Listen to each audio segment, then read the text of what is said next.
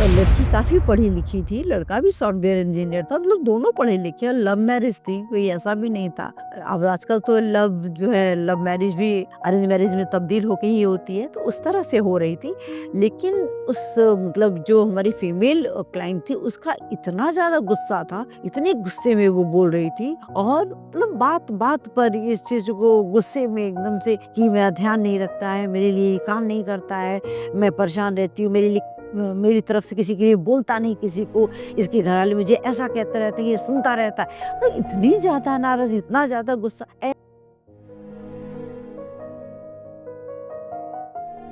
Hello, मैं doctor सुधा मिश्रा, आपकी family counsellor. मैं विगत 15-16 वर्षों से निरंतर फैमिली काउंसलिंग करती आ रही हूँ और मैंने बहुत सी चीज़ों को देखा जिन पर फिर मैंने विचार किया कि इतनी छोटी-छोटी बातों के लिए हमारे बच्चे या हम फैमिली वाले के अदालत या आपस में बड़ी बातों को करने के बजाय अपने छोटे-छोटे टिप्स को अपना करके इन चीज़ों को सुलझा लें। इसी के क्रम में मैंने बहुत से वीडियो बनाए हैं और आपकी भी राय उस पर मिली है।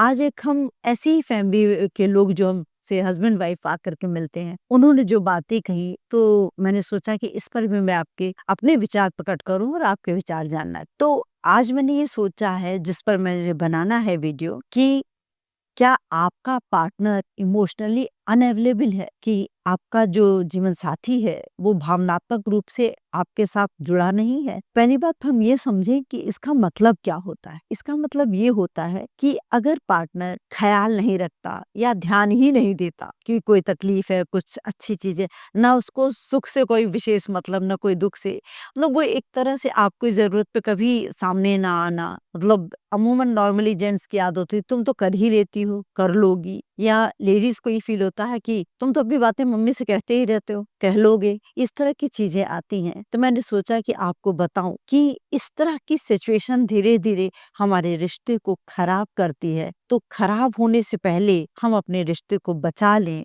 और ये चूंकि शुरुआती दौर है तो धीरे धीरे इसको हम लोग समझते बूझते इसको हम ठीक कर सकते हैं। तो आज हम आपसे इसी बात पे चर्चा करेंगे, आपको बताएंगे कि क्या स्थितियां बनती हैं। अब अगर आपका पार्टनर ऐसा है जो कि इमोशनली अनअवेलेबल है, तो सबसे पहले आप क्या करें कि आप अपने पार्टनर को दोष देना बंद करें। नॉर्मली हमने देखा है कि चाहे वो मेल हो चाहे फीमेल हो, खासतौर से फीमेल इस बात पर ज्यादा जोर देती हैं, तुम तो कोई चीज समझते ही नहीं हो, तुम्हें तो कोई बताने से फायदा नहीं है, तुम तो ध्यान ही नहीं देते हो, बार बार इस तरह की बातें कहना और उनको तुम तो ऐसे ही हो, तुम यही चीज करते हो, ये कहीं से हमारे रिश्तों को अच्छा नहीं कर पाएगा। क्योंकि आप हमने कभी कभी देखा है, आजकल में ही दिखता है हमको कि पता चला हस्बैंड वाइफ का रिलेशन अगर उनकी दूर से बात सुनी जाए तो लगेगा जैसे कोई बड़ा किसी छोटे को से बात कर रहा है, वो साथी वाला फीलिंग नहीं आता है। तो थोड़ा सा ध्यान रखिए कि आप बोलते समय इस बात का पूरा पूरा ख्याल रखें कि भाई हमारे साथ जो मेल मेंबर है, हर मेल में मेल ईगो होता है,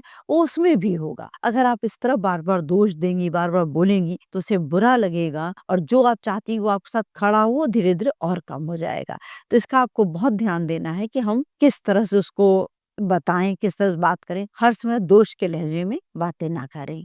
सेकंड पॉइंट आता है कि आप भरोसा बनाएं, भरोसा जीतें, और ये काम आहिस्ता आहिस्ता होता है, बहुत तेजी से नहीं होता है। न ही भरोसा टूटता है एक दिन में, न ही भरोसा बनता है एक दिन। जिसका आपको ध्यान रखना होगा कि जो बातें उन्हें अच्छी लगती हैं, जो बातें मतलब उनको पसंद आती हैं, उस तरह की बातें करें, उस तरह के घर का माहौल रखें, तो धीरे धीरे आपके प्रति उनके अंदर भरोसा जगने लगेगा। उसके लिए जल्दी मत करिए और हड़बड़ाइए भी मत कि समय तो बीता जा रहा है, कहाँ से कब भरोसा बनेगा। तो भरोसा ऐसी चीज है वो पनपता है, वो बाजार में मिलने वाली चीज नहीं है, इसलिए वो धीरे ही धीरे होगा। और आप धैर्य धारण करेंगे, आप उस तरह का माहौल बनाइए, उस तरह का जब आपस में बातचीत करेंगे, उनके फैमिली मेंबर्स को अपने साथ, मतलब जैसे रिश्ता इस तरह से होना चाहिए, जरूरी नहीं है कि अगर हस्बैंड की बहन है तो मेरी अलग ही तरह से उससे ले, ऐसा नहीं है। वो भी आपकी दोस्त हो सकती है। आप इस तरह से बात करें, उनकी मदर से अच्छे से बात करें, तो आप देखिए उस फैमिली में जितना घुलती मिलती जाएंगी और आपका ये रिलेशन भी मजबूत होता जाएगा।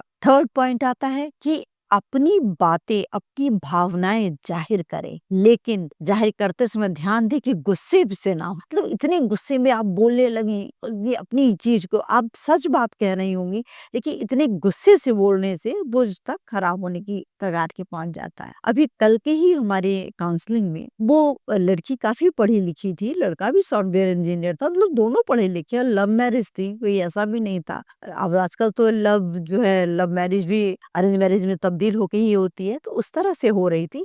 लेकिन उस मतलब जो हमारी फीमेल क्लाइंट थी उसका इतना ज़्यादा गुस्सा था, इतने गुस्से में वो बोल रही थी और मतलब बात-बात पर इस चीज़ को गुस्से में एकदम से कि मेरा ध्यान नहीं रखता है, मेरे लिए ये काम नहीं करता है, मैं परेशान रहती हूँ, मेरी तरफ से किसी के लिए बोलता नहीं किसी को, इसके घरवाले मुझे ऐसा कहते रहते हैं, ये सुनता रहता है।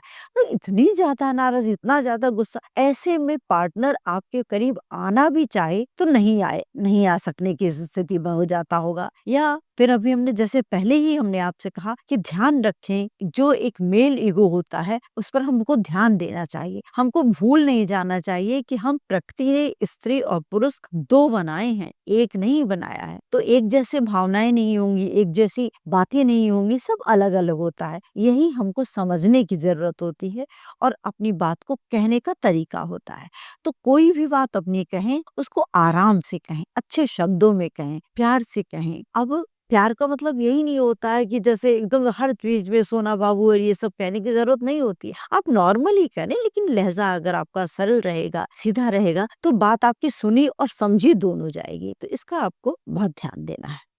इसके साथ-साथ जो चौथी बात आती है, वो अपनी बाउंड्रीज़ सेट करें। बाउंड्रीज़ सेट करना मतलब क्या होता है कि अब हम अगर हर बात पे ही हो जाएँ, उखड़ते रहेंगे कि अगर तुम मुझको सहारा नहीं दोगे, अगर तुम मेरा ख़्याल नहीं रखोगे, तो मैं टूट के बिखर जाऊँगी, ये भी करने की ज़रूरत, क्योंकि अगर हमारा पार्टनर नहीं समझेगा, तो उसको बार-बार समझाने के लिए बहुत गिरने की भी ज़रूरत है। बहुत ज़्यादा एकदम अपने को एकदम नीचे स्तर पे ले जाकर के बैठा दीजिए, अपनी इतना ज़्यादा गिड़गिड़ाना शुरू कर दिए, नहीं, उसकी भी कोई ज़रूरत नहीं। आप आराम से बोलें और आप समझें कि ठीक है, उनको हमारी ये बातें नहीं समझ में आ रही हैं, आज नहीं इनको कल समझ में आएगी। लेकिन ध्यान रखिए, जब आपने बाउंड्री सेट किया है, तो उसमें चुप्पी मत ले आइए कि एकदम चुप हो गए। आप बोलिए, आप बात करिए, भई घर में बच्चे हैं, घर में सामान है, कभी कोई आ रहा है, कभी किसी की ज़रूरत है, तो आप अपने हस्बैंड से, अपने वाइफ से शेयर ज़रूर करें, बातें ज़रूर करें उसके बारे में। भले अगला जवाब नहीं दे, फिर भी आप बातें करें। क्यों? क्योंकि अगर आपने बाउंड्री सेट के नाम पर आप एकदम चुप हो गईं, तो जो चुप्पी है, वो बहुत खतरनाक हो जाएगी, क्योंकि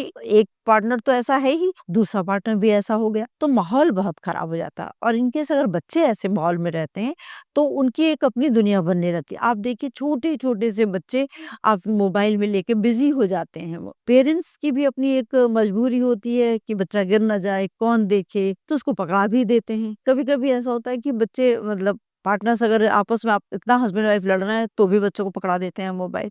तो इसका आपको ध्यान रखना होगा कि आप अपनी बाउंड्री सेट करते समय अपने घर का भी ख़्याल रखें, अपना जो छोटा बच्चा है उसका भी ख़्याल रखें और खुद का सबसे बड़ा ख़्याल रखें। ऐसा नहीं होना चाहिए कि एकदम हम बिल्कुल अपने में डिप्रेशन में जाने लगे, ऐसी स्थिति नहीं बननी चाहिए। इसका आपको पूरी तरह से ख़्याल रखना होगा, अदरवाइज़ जो बाउंड्री सेट करते-करते कहीं ऐसा ना हो कि आप डिप्रेशन में जाएँ। इसको आपको बहुत ध्यान से इस बात को करना होगा। कभी-कभी ऐसा होता है कि हम इतनी बातों को समझने के बावजूद चीज़ें हाथ से निकलती जाती हैं। तो आप अपने किसी भी फ्रेंड जिसको आपको समझ में आता है कि आपकी बात को समझती है, कोई भी ऐसा फैमिली मेंबर जो आप दोनों को जानता हो, जो आप दोनों की बात को समझता हो, उनसे बात करें। अगर उनसे भी बात को नहीं समझ में आता है, तो आप किसी भी प्रोफेशनल का हेल्प लीजिए, चाहे थेरेपी लीजिए, चाहे काउंसलिंग लीजिए, क्योंकि कभी-कभी होता है जो कुछ पॉइंट्स ऐसे होते हैं जो खुद को नहीं दिखाई पड़ते हैं, सामने रहते हुए भी नहीं दिखाई पड़ते, तो वो हमारे जो एक्सपर्ट्स होते हैं, वो हमें दिखा देते हैं, वो हमें बता देते हैं।